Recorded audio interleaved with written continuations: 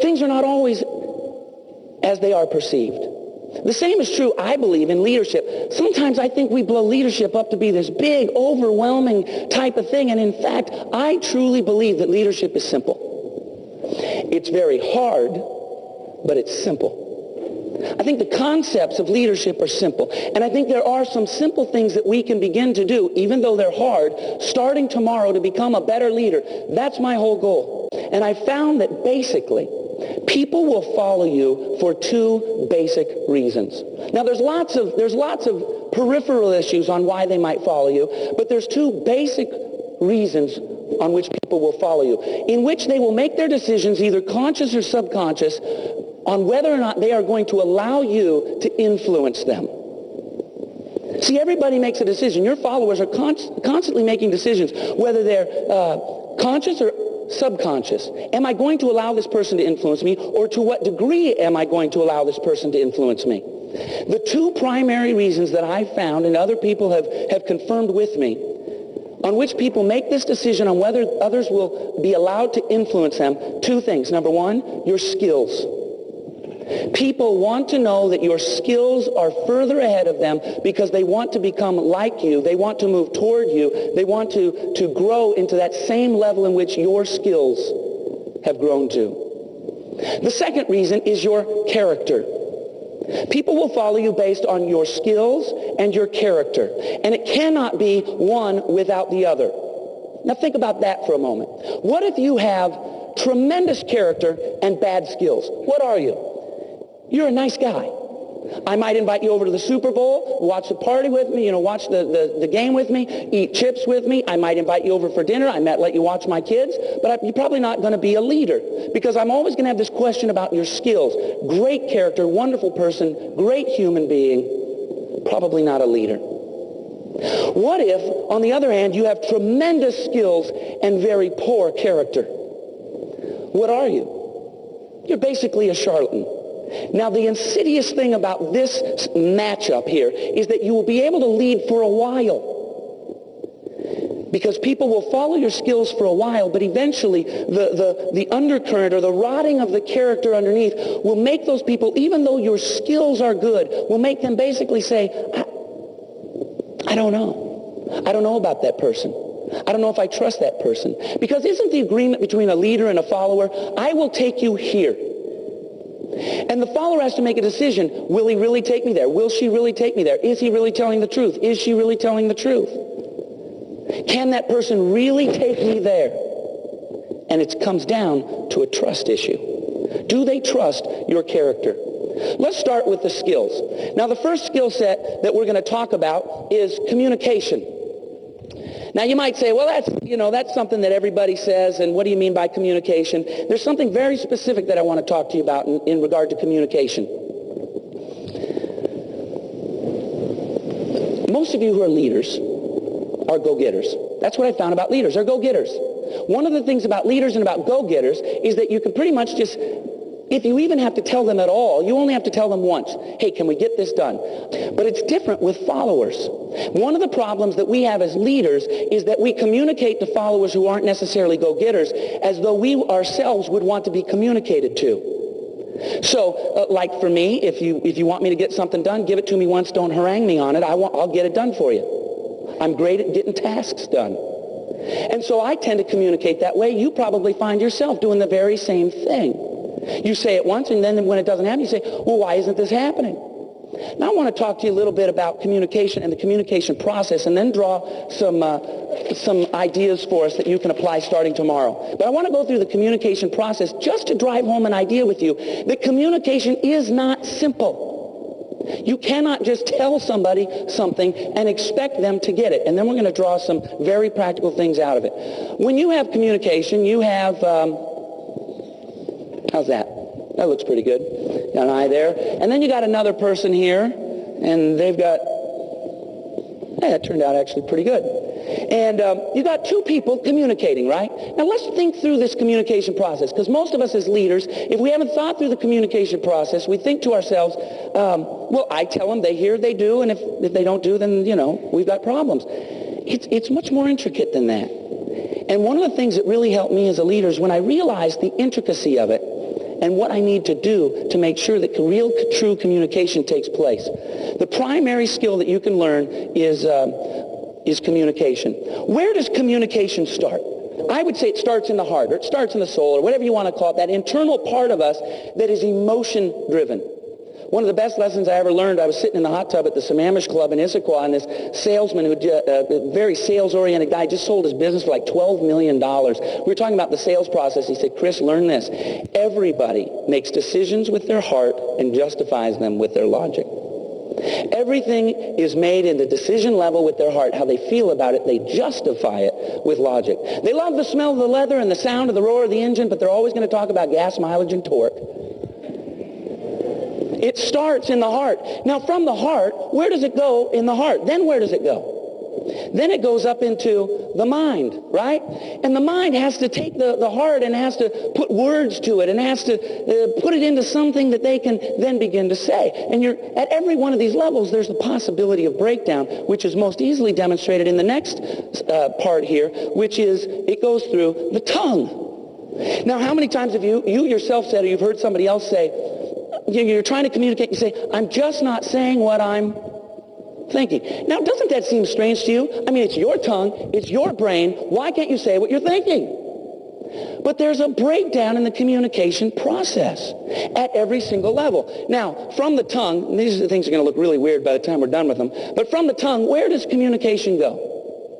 Where does it go? Ears. Almost every single person in these seminars says ears. It does not go into the ears. It goes into what I call circumstances. It goes to the circumstances. It's why if you tell one joke at a wedding, people will laugh. You tell the same joke at a funeral, people will say, that person's rude and I can't believe they said it. Same joke, same words. It's why if I were to invite you over to, say, a roasted pig, maybe I'm going to roast a pig in the back, and I invite you over, you might say, that sounds like fun. Can I bring my kids? You'll have a great time. But if you're Jewish and I invite you over to a roasted pig, you'd have different way of understanding it because of culture. Circumstances and the things that we communicate through have a direct effect. Now you might say, okay, put some legs on that, Chris, for work. What if somebody in your group that you're leading is having marriage problems? And you're trying to get them to do something, you're trying to power them up, and they've got this major thing that's taking place at home that you may not even know about. All of that resides through here.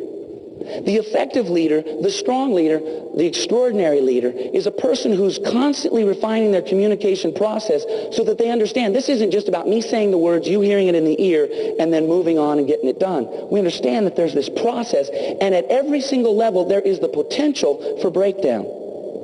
From the circumstances then we go into the ear. That's a great looking ear. Goes into the ear. Now what's the problem with the ear? You might not even hear it right. You might be saying things to the people who follow you. They may not even be hearing you right. Goes from the ear. Where does it go from the ear? Goes into the mind. See, the human language that we use, the English language, has all these different meanings. Maybe what you're saying has a negative connotation to the person who's hearing it. And of course, from the mind then, it goes where? It goes down into the heart. Then they have to decide how they feel about it. And they will always make their decisions based on how they feel, and they'll justify it with logic. How do they feel about that? So you say, okay, Chris, what does all this mean? We've understood the process. We look at that, and it barely looks like anything I meant for it to look like. But what's the point? The point is, if you're going to be an extraordinary leader, you've got to take this issue of communication seriously. And I want to give you 3 different ways that you can do that. First of all is just understand the difficulty of it, so that you will take it more seriously, so that as a leader you will understand that you cannot just simply flippantly say, we need to do this. You need to say, I need to make sure that this gets across in the manner in which I meant for it to get across. Because it's neither right nor wrong that a person doesn't understand or doesn't grasp or whatever the breakdown happened. It just happened. Secondly, is an issue that I learned primarily from Professor Cotter at Harvard Business School. When he talks about in his book, Leading Change, he said the average leader thinks that they over-communicate. How many of you have thought in yourself, man, I'm just beating this to death, right? You think, I can't talk about it anymore. They're sick of listening to me. Through all the research, and I love reading his books because, you know, they've thrown the whole weight of corporate America and the money that Harvard Business School has to really do the research. He says the average leader under-communicates by a ratio of 1 to 100. The average organization, if you're the CEO or the president or whatever the title is, that's the leader of the organization, you might think you're beating a dead horse, and the fact is that you are probably under-communicating. You say, yeah, but I've talked about it 10 times. One of the things that you can do to begin to process and make sure your organization is getting the vision starting tomorrow morning is to communicate more often in more different ways. Maybe you communicate, and if you have 4 people that work under you, you ask them to communicate it twice a day, every day. Now you've implemented, you got 4 people, and they're now doing it 10 times a week. You're communicating 40 more times a week. You're getting it out there more and more. They might have 5 or 6 people underneath them, and you ask them to do it once a week. All of a sudden, you begin to multiply. You're sending the message and sending the message and sending the message, and you can start with that tomorrow. You can walk in there and say, I need to communicate this message. I need to get this message across. How can I do it? I can communicate more often through more different people. I can do it in more different ways. Memos, emails, I can put it on our website. We can make a video. Whatever you need to do, how can you communicate it more and more and more to become more effective? And the last piece that I would say in terms of communication is to become a better listener. To become a better leader is often to become a better listener. When was the last time you sat down with the people who follow you and you asked them to give you feedback? One of the things that I've done a few times over my career is I've sat down with the staff that served with me. The last time was about 5 months ago. And I said, for the next hour, I'm going to sit here with a legal pad. And I'm going to give you one by one your opportunity to tell me what you think my strengths are, what you think my weaknesses are, what you think I'm doing right, what you think I'm doing wrong, what you think I should stop doing, and what you think I should never stop doing. And I said, I will only ask very rarely a qualifying question. Like, okay, you said this, what do you mean by that? I will not give you any feedback, so your followers do not have to worry about, the wrath of the boss saying, well, that's not right, I didn't. Could you do that? Could you let them give you this honest feedback to tell you about your leadership skills? It's one of the most effective things you could do. You could do that tomorrow. You could walk in and say, we're going to take an hour. I want to become a better leader. I went to this leadership seminar yesterday, and I figured the people who could give me the best feedback are my followers. We're going to sit here for an hour. I got a legal pad. Will you please tell me? The second is hard decisions. Make hard decisions. I think that leadership is almost defined by the hard decisions you make. If you don't ever make a hard decision, if you don't ever make a decision, you're not leading, you're following. Now I want to ask you a question, because I've found that almost every single person I come in contact with has a hard decision that they're putting off.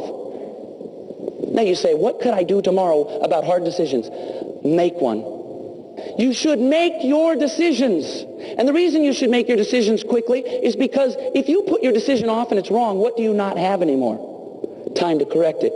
If you make a decision early on and it's the right decision, it's the hard decision, you are that much further ahead. If you make the decision early on and it's the hard decision and you make that decision and it's the wrong decision, what do you have? Time to correct it. Here's my challenge to you today for tomorrow. I want you to literally right now pull out your pen, and I want you to write down what is the hard decision that I have been putting off, and write it down, and I'd like to encourage you to make that decision tomorrow, to go in and to do it. Make the hard decisions. That's what leadership is about. If you're not willing to make the hard decisions, because it's usually the hard decisions that are going to move your organization on further and further. If you're not willing to make the hard decision, your organization is just going to stop. Because it's usually the hard decisions that you make that open up the organization and allow you to move to the very next level. What is that hard decision? I would encourage you by the end of tonight to sit down and to write down what time you will make it, what you will do, and how you'll carry it out. Now, the third skill that I want to talk to you about is execution. I'm talking about carrying out your plan. How many of you remember a couple years ago, Fortune magazine did a cover article called Why CEOs Fail? They went out and they did all this research, and they asked CEOs and organizations and the VPs who served underneath of them, what were the components of your overall drive, and what were the reasons in which you failed? And they went into it with a bias. They thought that it would probably be lack of vision. The writers went in, they thought it's probably a lack of vision, because vision is usually the thing that people talk about. Lack of vision, lack of goals, those kinds of things. What they found, the answer to why CEOs fail, is they didn't execute. They didn't carry out the plan. See, vision is almost this it's this overarching, overwhelming, over-talked about, pithy little thing. So much so that George Bush Sr. called it the vision thing. Now that's sad in a way, because vision is very, very important.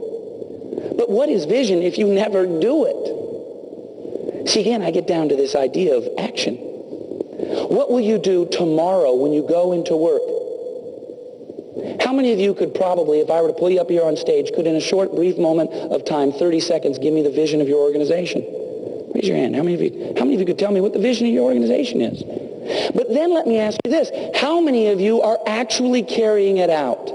How many times have you been part of an organization that spent 6 weeks, 6 months, or a year going through the development of a vision statement or a mission statement? And then you get it drawn up in calligraphy and you get it framed and it goes in everybody's office, and then you never do it. It happens over and over and over and over again. So you've got 3 skills so far. You've got communication. Do it more often, understand the difficulty of it, and listen. You've got making hard decisions. What is the hard decision that you are going to have to make tomorrow when you go back into that office? You've got execution. What can I do tomorrow? Maybe you've got this vision. What can you do tomorrow? You're not going to execute the whole plan tomorrow, but what can you do tomorrow to start the execution of the process? One simple step. The first step. Life is not made in huge jumps. It's made in step by step by step. Now the last one, realistically assess your employees. Now here's why. Many, many people are in the wrong position. They're just in the wrong position. They're good people. They're great people. You put them in the right position, they would execute in the finest ways. But we're frustrated, and they're frustrated because they're in the wrong position. It's the leader's job to realistically assess whether or not that person is in the right position. Now think about all the things that go into this. I know you're thinking, oh man, you probably all have a name. That person is in the wrong position. But I can't say anything to them because, all heck would break loose. But that takes us back to the second point, hard decisions. I would imagine that tomorrow, if you were to go in and to be a strong, extraordinary leader, there might be people you need to let go. You need to say, you know what? It just isn't a fit. It causes me pain. It causes you pain. It causes the organization pain. But you know what? The best thing that's ever going to happen to you is if you're going to be let go and to go do something else. I learned a great lesson from a guy that I've had the opportunity to become friends with. His name is Bob Paquin. He is the COO of a company called Blue Nile. He used to be the COO of LL Bean. I heard him give a speech once, and he said, he was talking about all these hard decisions, and he talked specifically about firing people and all the wonderful things that have come out of his history in firing people. Now you think, well, he must be just a sadist if he's going to just get joy out of firing people. He said, no, it's because the only people that ever got fired were people that didn't belong there anyway. They were frustrated. I was frustrated. The organization was frustrated. And most people say, well, I'm too nice of a guy. I'm too nice of a lady. I can't go in and fire somebody. That would be beyond my scope. Bob said something really interesting. He said, I can't tell you how many times I've walked in and said, I need to let you go. And in my job, I made the hard decision. I was a leader. I made the decision. I fired the person. And when 5 o'clock rolled around, I took him out to dinner and I helped him do his resume and get a new job. You can still be a good person. You can still be a good human being to make that hard decision and to move people into the right position. And he